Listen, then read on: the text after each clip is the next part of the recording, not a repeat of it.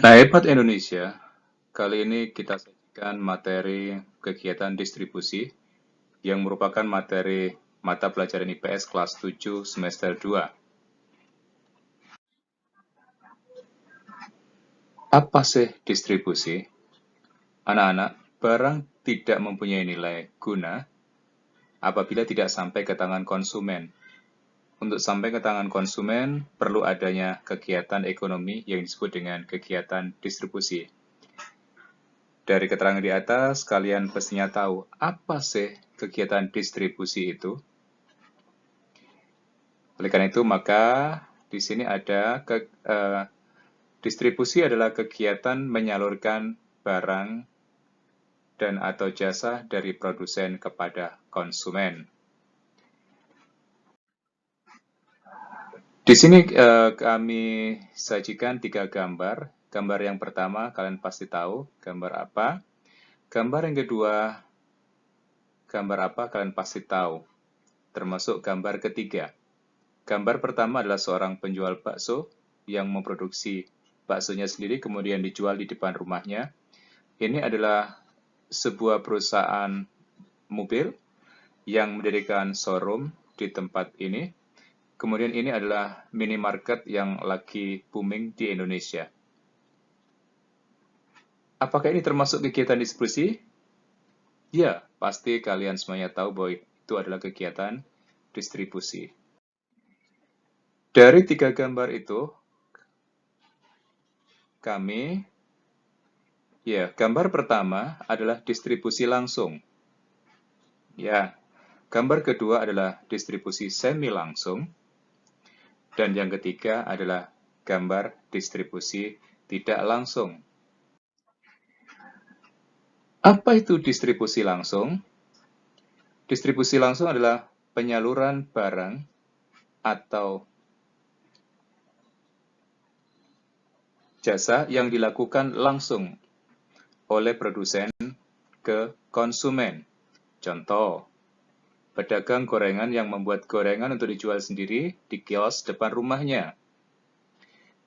Pasti kalian bisa membuat contoh atau memberi contoh dalam kehidupan sehari-hari di lingkungan kalian.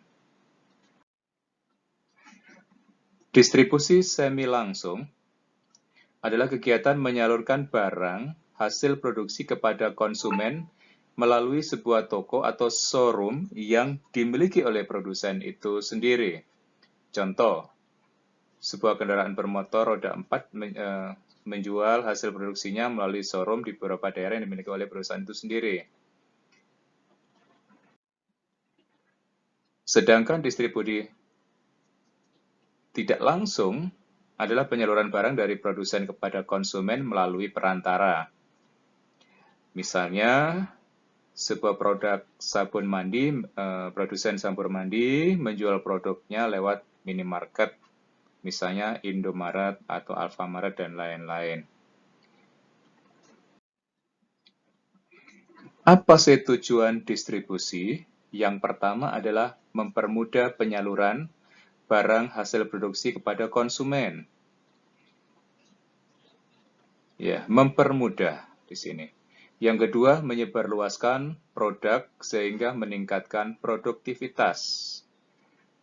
Dengan menyebarluaskan atau memperluas pemasaran, diharapkan produk tersebut bisa meningkat sehingga ada peningkatan produktivitas.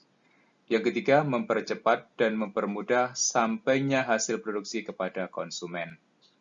Yang keempat, memperoleh keuntungan dari jasa distribusi. Pelaku distribusi, dalam hal ini kita bagi menjadi 6, pedagang eceran, agen, maklar, dan komisioner.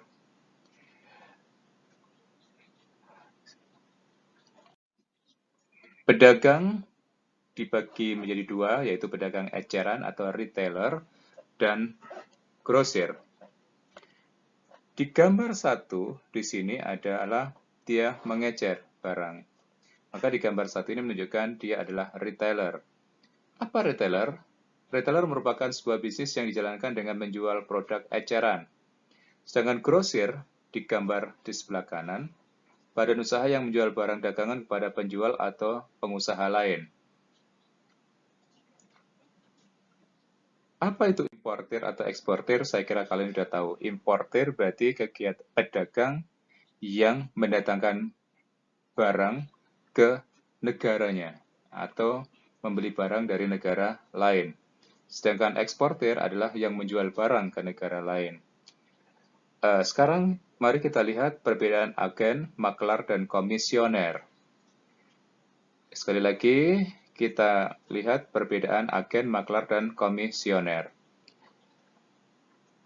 Perbedaan yang pertama, dari hubungan hukum ada bersifat tetap untuk agen, maklar hubungan hukum pemberian kuasa bersifat tidak tetap, sedangkan komisioner hubungan hukum pemberian kuasa khusus.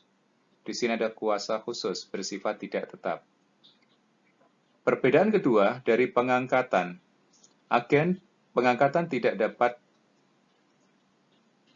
disumpah. Kemudian pengangkatan untuk maklar, pengangkatan diangkat dan disumpah. Sedangkan komisioner tidak ada pengangkatan. Kemudian yang ketiga, untuk agen, aturannya terdapat dalam KUHP, dalam KUH Perdata, dan dari kebiasaan. Maklar, aturannya terdapat dalam KUHD. Komisioner, aturannya dalam KUHD dan KUH Perdata. Di sini perbedaannya. Kemudian hak yang diterima oleh agen adalah provisi. Yang diterima oleh maklar adalah hak komisi dan retensi. Sedangkan komisioner menerima komisi, retensi, dan privilege. Apa persamaan dari ketiganya? Yang pertama, agen sebagai pemegang kekuasaan, maklar juga sama, demikian juga komisioner. Persamaan kedua, sama-sama menerima upah. Sedangkan yang ketiga, agen terikat oleh kesepakatan, termasuk maklar dan komisioner. Sedangkan yang keempat, agen bertindak sebagai penyalur barang, demikian juga maklar dan komisioner. Persamaan yang kelima, bertindak secara perorangan, kelompok, atau perusahaan. Jadi ketiga-tiganya bisa berupa perorangan, kelompok, atau perusahaan. Itulah paparan dari kami. Terima kasih atas like, comment, dan subscribe-nya. Wassalamualaikum warahmatullahi wabarakatuh.